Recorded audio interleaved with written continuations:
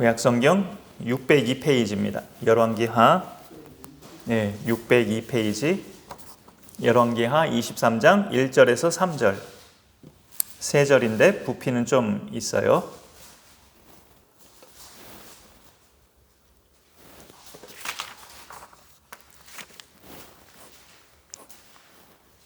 구약성경 602페이지입니다. 구약성경은 앞쪽인데요. 이렇게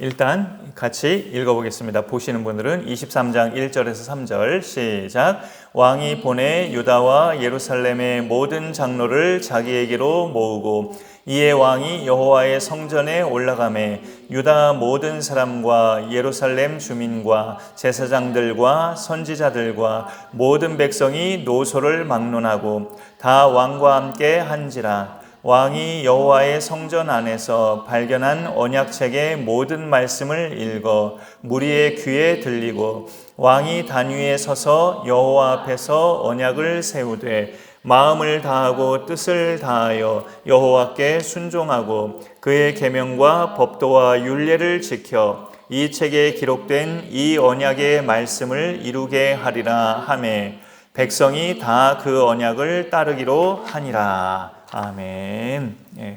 우리 앞에 있는 이 성경, 지금 읽은 이 성경은 살아계신 하나님의 말씀입니다. 소설책이 아니고요. 그래서 거짓이 없고 진리만을 기록한 말씀이라서 우리가 성경의 모든 내용들을 그대로 믿으면 우리 삶에 또 말씀들이 이루어지는 그런 살아있는 말씀이에요. 500년 전쯤에 마르틴 루터가 성경으로 돌아가자 외치면서 교회 역사에서 일어난 사건이 종교 개혁입니다. 성경 말씀 중에 그 루터의 마음에 확 와닿았던 말씀 한 절이 로마서 1장 17절에 오직 의인은 믿음으로 말미암아 살리라는 말씀이에요. 그 말씀이 루터의 마음에 확 꽂혀서 종교 개혁의 불씨가 되었던 말씀인데, 인간은 어떤 선행이나 착하게 사는 거나 자기 노력으로 죄를 씻고 하나님 앞에 올바르게 될 수 있는 것이 아니라 하나님이 보내신 구원자 예수 그리스도를 믿음으로 올바른 사람, 의인이 될 수 있음을 그 로마서 말씀을 통해서 깨닫게 되었고, 성경이 바로 그 진리를 선포하고 있어요. 그래서 교회는 말씀이 있어야 바르게 갈 수 있고 말씀을 통한 은혜가 있어야 사람들을 인도할 수 있어요. 오늘 수요 예배 말씀 제목이 교회와 말씀의 은혜입니다. 500년 전에 일어났던 교회가 성경으로 돌아가자 한 그 사건, 이거를 종교 개혁이라고 그렇게 일컫고 있는데, 예수님이 오시기 전 구약 시대에도 그와 비슷한 종교 개혁들이 사이사이에 간간히 있었는데, 대표적으로 남유다 왕의 거의 후반부에 가 있는 요시야, 이 요시야 왕이 대표적인 종교 개혁자라고 볼 수 있습니다. 이스라엘이 우리나라처럼 지금 대한민국처럼 분단 국가가 되고 있었을 때, 고대 이스라엘의 분단 국가 시절이 꽤 있었죠. 그럴 때 남쪽 유다의 16번째 16대 왕이 요시야 왕인데, 지금으로서는 그 나이에 지도자가 된다는 것은 좀 상상하기 어려운데 8살에 왕이 되었어요. 그런데 이 요시야 왕이 8살에 왕이 되고 그로부터 18년째 되는 세월이 흘렀을 때, 요시야가 한 20대 중반 때였죠. 성전, 부서져서 방치되어 있던 성전을 수리하라고 명령해서 이제 성전을 수리하는 중에 그 성전 한켠에서 율법책을 발견해요. 모세 시대에 주셨던 하나님 말씀이죠. 오래된 하나님의 말씀인데, 그게 이스라엘 역사에서 상당 기간 참 이렇게 무색할 정도로 하나님 말씀이 방치됐던 그런 기간들이, 그런 어둠의 시간들이 있었어요. 오늘 23장의 1절에서 3절까지를 읽었지만 성전을 수리하다가 율법책을 발견한 내용은 그 앞장 22장에 있어요. 그것을 서기관, 보통 기록하거나 읽는 사람이죠. 서기관 사반이 왕 앞에서 이제 낭독하는데, 율법책에 뭐라고 써있는지 낭독해봐라 하고 요시야가 명령해서 왕의 옆에서 율법책을 낭독하는데, 왕이 그 율법의 내용을 듣고 자신의 옷을 찢고 아주 통탄해하는 반응을 해요. 왕이 입는 옷이면 이런 제가 입은 자켓과는 비교가 안 될 정도로 정말 왕복이고 비싼 옷이고 귀한 옷일 텐데 뭐 그게 상관없는 거죠. 요시야 왕은 하나님 말씀을 들었을 때 그 반응은 통탄해하고 슬퍼하고 회개하는 마음으로 자기 옷을 찢는 그런 반응을 했어요. 왜 그랬을까요? 그 22장 오늘 읽었던 23장에서 그 같은 페이지로 있어요. 22장이 13절에 보니까 13절 중반쯤부터 볼게요. 우리 조상들이 이 책의 말씀을 듣지 아니하며 이 책에 우리를 위하여 기록된 모든 것을 행하지 아니하였으므로 여호와께서 우리에게 내리신 진노가 크도다. 이것 때문에 이 사실을 깨닫고 자기 옷을 찢었다는 거죠. 우리를 하나님 백성으로 살게 하시려고 주신 하나님 말씀이 율법인데 우리 조상들도 그렇고 지금 우리도 그렇고 이 말씀을 듣지 않고 행하지 않아서 하나님의 진노를 피할 수 없는 운명이 됐다 이거죠. 그래서 그 슬픔에 왕의 이 나라의 지도자가 옷을 찢은 거예요. 왕의 이런 확신, 하나님의 진노가 임하겠구나. 우리 백성은 이제 하나님의 벌을 받겠구나. 이런 확신이 정말로 맞는지 그 왕은 이제 대제사장을 선지자에게 보냈는데요. 대제사장 hil기야를 그 당시 여선지자, 드물었던 여선지자 훌다에게 보내서 훌다에게 가서 물어보게 하는데 이 훌다 여선지자가 하나님께로부터 받은 말씀을 그대로 이제 그 왕에게 전달해 줍니다. 맞다. 요시야 왕의 그 판단이 맞다고 훌다 여선지가 그렇게 말을 해요. 22장의 16절을 제가 읽어보면요. 여호와의 말씀이 내가 이곳과 그 주민에게 재앙을 내리되 곧 유다 왕이 읽은 책의 모든 말대로 하리니 요시야 왕이 그 읽었던 그 책의 내용대로 내가 이 주민들에게 재앙을 내릴 것이다. 그 왕의 판단이 맞다고 알려라 라고 훌다 선지자가 하나님 말씀을 제사장 hil기야에게 전해주죠. 심부름 온 제사장에게. 그런데 18절로 가보면 너희를 내게 보내 여호와께 묻게 한 그 유다 왕에게는 너희가 이렇게 말하라. 유다 왕에게는 재앙이 없을 거라고 선지자가 말해주는 거예요. 왜냐하면 율법책의 내용을 듣는 순간 하나님 말씀을 듣는 순간 우리가 하나님 말씀대로 못 살았구나. 하나님을 거역하면서 살았구나 하면서 통탄해하고 옷을 찢으면서 우리는 하나님의 진노를 받겠구나. 하나님께 물어보라고 명령한 그 요시야 왕에게는 그의 그 겸비한 자세, 그의 그 겸손의 모습, 통곡하며 회개하는 그의 모습을 내가 보았다. 그 요시야 왕에게는 내가 재앙을 내리지 않겠다고 전하라. 라고 그렇게 하나님의 말씀이 같이 추가됐어요. 이 훌다 여선지자가 전해주는 말씀에서. 그래서 오늘 말씀이 아니고 22장 제일 마지막 절 20절에 보면 그러므로 보라 왕에게 전달하는 말이죠. 내가 너로 너의 조상들에게 돌아가서 평안히 묘실로 들어가게 하리니 내가 이곳에 내리는 모든 재앙을 네 눈이 보지 못하리라. 이렇게 왕에게는 어떤 그 재앙에서 피할 것이라는 것, 재앙을 받지 않을 것이라는 것을 요시야 왕 개인에게는 하나님이 그런 말씀을 주신 거죠. 요시야가 자기 안위만 생각하는 왕이었다면 아이고 다행이다. 나는 벌 안 받네 하고 자기 만족에만 빠졌을 거예요. 그냥 자기 안위만 생각하는 지도자였다면. 근데 요시야는 그러지 않았어요. 오늘날에 사실 목회자나 나라의 지도자가 좀 필요한 모습이 아닐까 싶어요. 자기는 이제 좋은 말씀을 받았어요. 아유 나는 다행이네 하고 자기만 안위함에 빠지는 그런 지도자가 아니라 그 지도자에게 딸려진 모든 양떼와 백성을 생각하는 지도자라면 다 같이 살려고 몸부림을 하죠. 다 같이 살려고. 오늘 요시야 왕의 반응은 23장으로 넘어와서 우리가 읽었던 본문이죠. 1절에 왕이 보내 유다와 예루살렘의 모든 장로를 자기에게로 모으고 이 말씀에 나만 재앙을 받지 않겠다고 선지자가 말해줬는데 그럴 수 없다. 하나님 말씀이라도 어찌 나만 재앙을 피하리요 하면서 왕은 나라의 모든 장로들을 모으고 2절로 내려가면 더 많은 그런 백성을 모아요. 왕이 여호와의 성전에 올라가며 유다 모든 사람과 예루살렘 주민과 제사장들과 선지자들과 모든 백성이 노소를 막론하고 다 왕과 함께 한지라.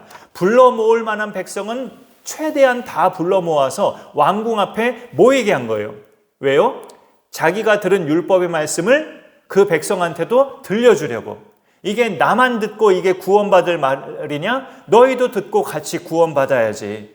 이렇게 왕의 반응을 볼 수 있는 거죠.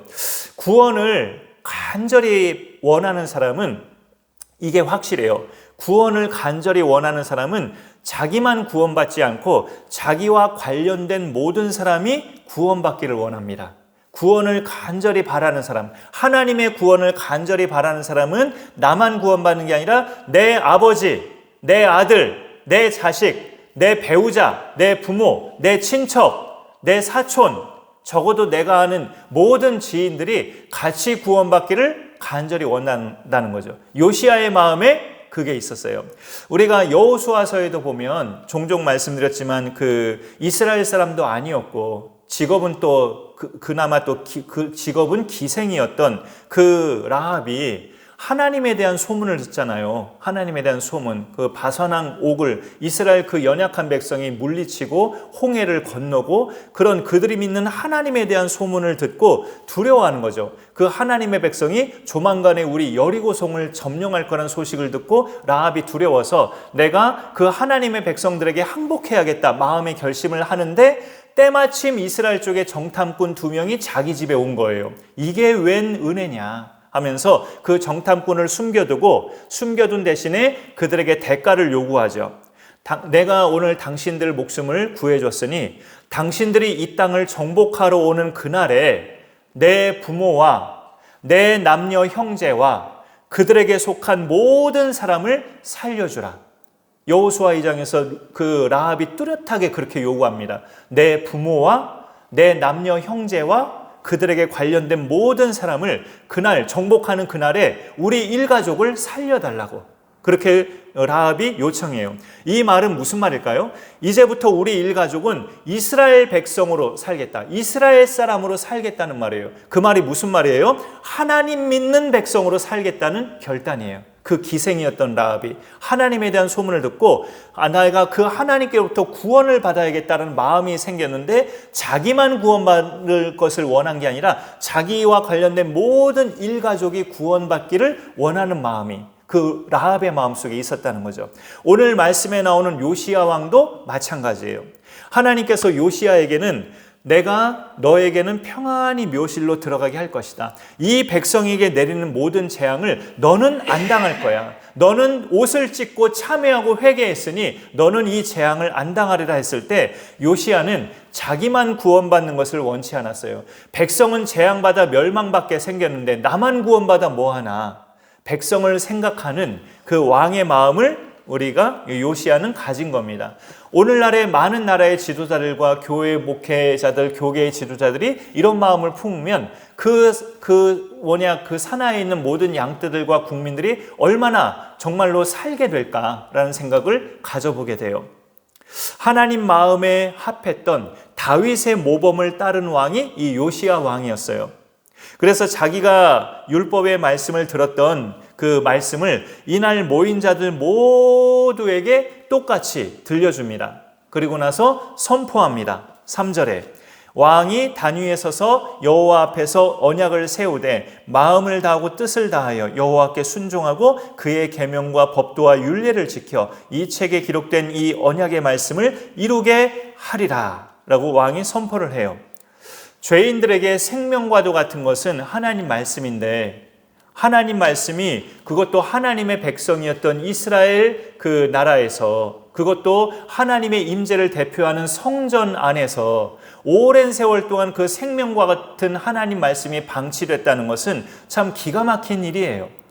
요시야가 어린 나이 8살 때 왕이 돼서 그때는 당장에 못 찾았지만 왕이 된 지 18째 해가 지나고 20살 20대 중반쯤 됐을 때 성전 보수 공사를 명령하고 성전을 수리하다가 율법책이 발견된 겁니다. 이 왕이 근데 그렇게 발견을 했어도 율법책을 발견했어도 요시야가 다윗의 모범을 따르는 하나님을 경외하는 왕이 아니었다면 그냥 전시물처럼 보관했을 거예요. 야, 그거 우리나라의 갑오야, 갑오. 그거 그 박물관에 전시해 하면서 이렇게 전시하는 책으로 그렇게 넘겨졌을 거란 말이죠. 이 부분에서 오늘날 우리 자신이 좀 찔림을 받기도 해요. 요시야 왕은 율법책을 발견했을 때 자기도 읽었고 백성도 모아서 읽게 했어요. 전시물로 박아두지 않았다고요. 하나님 말씀을. 이 부분에서 오늘날 현대 우리 그리스도인들이 찔림을 좀 받는다는 거죠.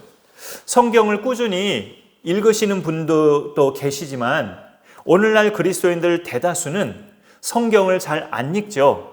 귀찮기도 하고 바쁘기도 하고 성경책 읽는 것보다 다른 거에 재미가 많고, 사실 인류 역사에서 지금이 21세기 지금이 성경 읽기에 가장 편리한 시대라고 생각이 돼요. 지난 20세기도 이렇게 책으로 만든 성경이 많이 보급이 돼서 성경 읽기 편리한 시대였어요. 20세기도. 그러나 지금 21세기는 누구나 정말로 성경을 읽고자 한다면 성경을 휴대폰 성경 앱으로도 깔아서 읽을 수 있는 시대가 됐기 때문에 그 어느 시대보다도 인류 역사에서 하나님 말씀 읽기가 편리해진 시대를 우리가 살고 있어요.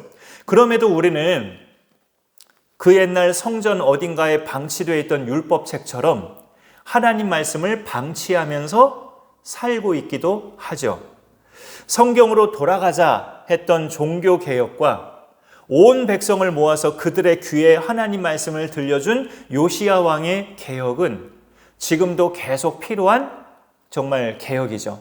하나님께로 돌아가는 것은 성경으로 돌아가는 거기 때문에 지금 이 순간에도 계속 필요한 개혁이에요. 말씀으로 돌아가면 우리에게 어떤 결과가 생길까요? 성경 안 읽던 사람이 하루에 몇 장씩 꼬박꼬박 읽게 되는 그런 결과? 그거는 우리에게 기본적으로 필요한 요소고요.